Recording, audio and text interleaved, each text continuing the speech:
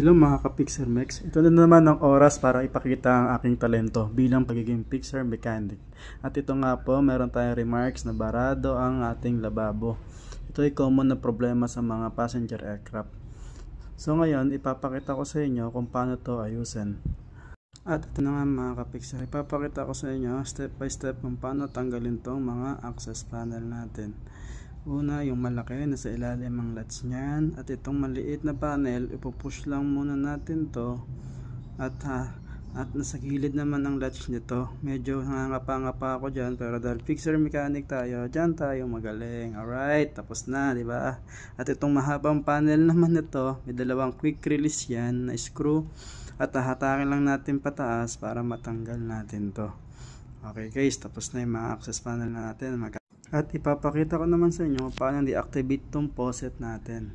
I-switch off lang natin itong switch dahil itong faucet ito ay sensor type. Once na may ma-sense siyang kamay, automatic nagpo-flow yung tubig doon. At yun nga, wala nang lumabas. After nyan guys, at tanggalin na natin tong lock pin para mahugot natin yung takip doon sa lababo or yung screen. Kasi ito po yung nagsisecured sa kanila para mahatak natin to. Medyo matigas nga lang yan, pero dahil Pixar mechanic tayo, isang ugat lang yon. Papakita ko pa sa inyo yan, medyo matigas nga lang talaga yan. After nyan guys, ilulus lang natin to para magkaroon tayo ng clearance para matanggal natin yung filter or yung takip. At yan nga guys, loosen na siya, sapat na para mahugot natin yung nakalock doon sa takip or filter natin para mahugot na natin to. Ew, butik, kadire, iba't ibang klaseng laway at tissue ng mga pasahero yan. Pero dahil kailangan natin kumita, di tayo pwedeng maging maarte dahil ito yung binabayaran sa atin. Pero saglit lang naman linisin to. Kukuha ka lang ng tissue, libre naman yung tissue. Yun nga guys, dahil nagbablog ako, kailangan magmukha akong masipag dito. Ayan guys, malinis na agad. Magic no?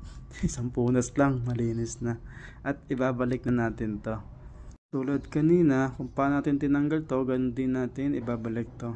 Medyo mahirap nga lang sipatin yung takip na yan dahil kailangan sumot yung rod na hinugot natin kanina dun sa butas ng takip para gumana yung mechanism nya. At yan guys, up and down ko na. Okay naman siya. At ibabalik na natin tong pin para masimulan na natin ma-office ito. Medyo matigas lang talaga itong pin na to, pero hindi naman sa lahat ng oras matigas yan. Ewan ko pa bakit dito. Kung kailan nagbablog ako, doon pa nakisabay. O tuloy ako nahirapan dito. Pero madalas ko naman ginagawa ito. At yan nga guys, mukhang okay na rin naman siya. At i-office na natin yung mechanism yan. Up, down, up, down. Hindi pa sabay pero okay na yun. And yun guys, i-on na natin tong switch. At yan, yung faucet, nagpo-flow na yung tubig. Yung red sa kablo niyan, may function yan. Yung red para sa hot, and yung blue para sa cold. Parang water dispenser lang naman yan. Pero, pwede namang inumin. Tingin ko lang. Pero, di man ako umiinom dyan.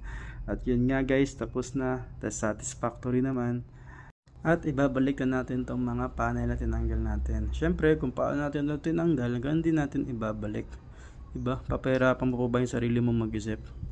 Tulad ng sinabi ko, may dalawang quick release dyan na screw, pero medyo hindi pa nakapasok sa butas, kaya medyo kinakapa-kapaan naman. Dyan tayo magaling sa kapaan Baka Pixar mechanic yan.